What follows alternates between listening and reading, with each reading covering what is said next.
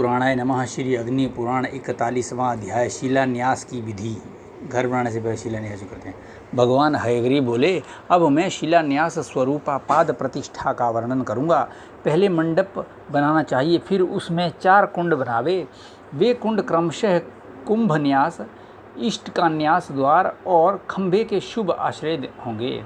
कुंड का 3/4 हिस्सा कंकड़ आदि से भर दें और बराबर करके उस पर वासुदेव का पूजन करें। नींव में डाली जाने वाली ईंट खूब पक्की हों, 12-12 अंगुल की लंबी हों तथा विस्तार के 1/3 भाग के बराबर अर्थात 4 अंगुल उनकी मोटाई होनी चाहिए। अगर पत्थर का मंदिर बनवाना हो तो ईंट की जगह पत्थर की नींव में डाला जाएगा।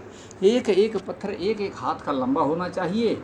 यदि सामर्थ्य हो तो तांबे के 9 कलशों की, अन्यथा मिट्टी के बने 9 कलशों की स्थापना करें। जल, पंचकषाय, सर्वौषधि और चंदन मिश्रित जल से उन कलशों को पूर्ण करना चाहिए। इसी प्रकार सोना, धान आदि से युक्त तथा गंध, चंदन आदि से भली भांति पूजित करके उन जल पूर्ण कलशों द्वारा आपोहिष्ठा इत्यादि 3 ऋचाओं, शमनो देवीरभिष्ठ्य आदि मंत्रों, तरत्समदिहि इत्यादि मंत्र एवं पावमानी ऋचाओं के तथा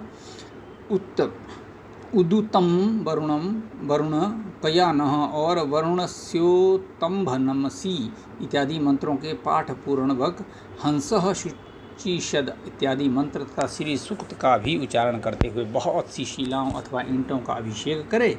फिर उन्हें नींव में स्थापित करके मंडप के भीतर एक शैया पर पूर्व मंडल में भगवान श्री विष्णु का पूजन करे। अरणि मंथन द्वारा अग्नि प्रकट करके 12 मंत्र से उसमें समिधाओं का हवन करना चाहिए।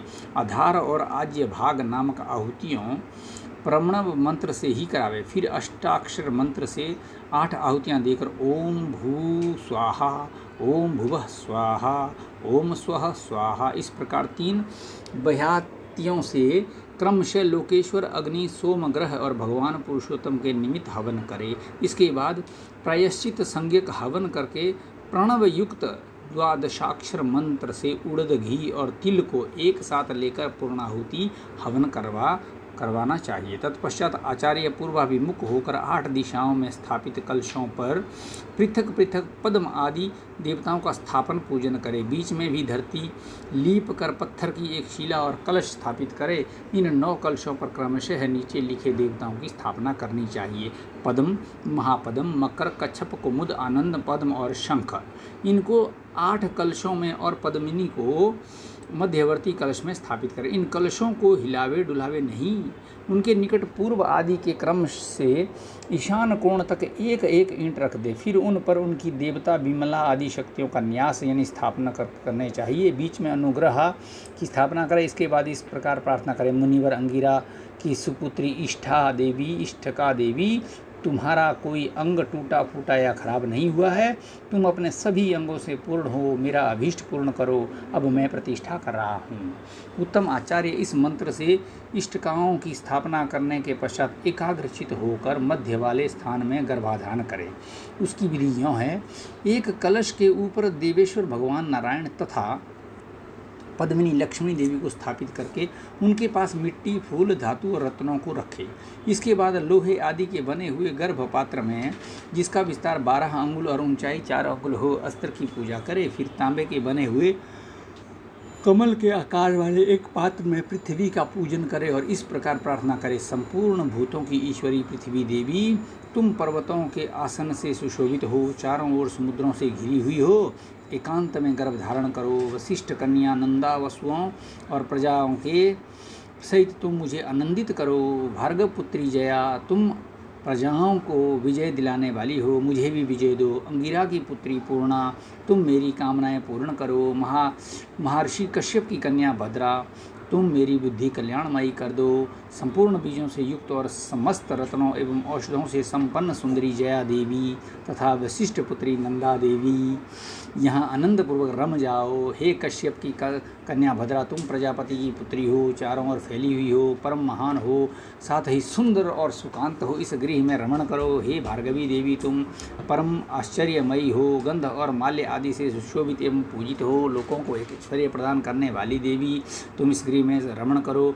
इस देश के सम्राट सम्राट, इस नगर के राजा और इस घर के मालिक के बाल बच्चों को तथा मनुष्य आदि प्राणियों को आनंद देने के लिए पशु आदि संपदा की वृद्धि करो। इस प्रकार प्रार्थना करके वास्तु कुंड को गौमूत्र से सींचना चाहिए।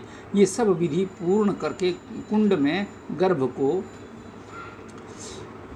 स्थापित करे। ये गर्भाधान रात में होना चाहिए। उसमें आचार्य को गौ वस्त्र आदि दान करे तथा अन्य लोगों को भोजन दे। इस प्रकार गर्भपात्र रखकर और ईंटों को भी रखकर उस कुंड को भर दे। तत्पश्चात मंदिर की ऊंचाई के अनुसार प्रधान देवता के पीठ का निर्माण करे। उत्तम पीठ वह है जो ऊंचाई में मंदिर के आधे विस्तार के बराबर हो। उत्तम पीठ की अपेक्षा 1/4 कम ऊंचाई होने पर मध्यम पीठ कहलाता है और उत्तम पीठ की आधी ऊंचाई होने पर कनिष्ठ पीठ होता है। पीठ बंध के ऊपर पुनः वास्तु देवता का पूजन करना चाहिए। केवल पाद प्रतिष्ठा करने वाला मनुष्य भी सब पापों से रहित होकर देवलोक में आनंद भोग करता है। मैं देव मंदिर बनवा रहा हूँ, ऐसा जो मन से चिंतन भी करता है उसका शरीर पाप से उसी दिन नष्ट हो जाता। फिर जो विधि पूर्वक मंदिर बनवाता है उसके लिए तो कहना ही क्या। जो 8 ईंटों को भी देव मंदिर में बनवाता है उसके फल की संपत्ति का भी कोई वर्णन नहीं कर सकता। इसी से विशाल मंदिर बनवाने से मिलने वाले महान फल का अनुमान कर लेना चाहिए। गांव के बीच में अथवा गांव के पूर्व दिशा में यदि मंदिर बनवाया जाए तो इसका दरवाज़ा पश्चिम की ओर रखना चाहिए और सब कोणों में से किसी ओर बनवाना हो तो गांव की ओर दरवाज़ा रखे। गांव से दक्षिण, उत्तर या पश्चिम दिशा में मंदिर बने तो उसका दरवाज़ा पूर्व दिशा की ओर रखना चाहिए। इस प्रकार आदि आग्नेय महापुराण में सर्वशिला विन्यास विधान आदि का कथन नामक 41वां अध्याय पूरा हुआ। ओम अग्नि पुराणाय नमः।